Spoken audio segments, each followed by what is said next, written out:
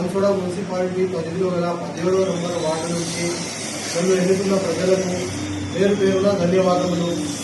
అందరికీ నమస్కారము.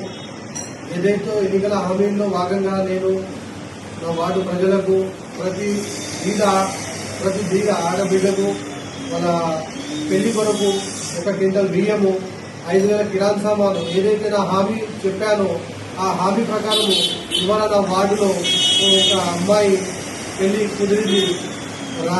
వచ్చే 11వ తేదీన అమ్మాయి పెళ్లి ఉండగా వాళ్ళు నన్ను సంప్రదించగా నేను 5,000 కిరాణా సామాను ప్లస్ 1 క్వింటల్ బియ్యము ఇలా అందించడం జరిగింది.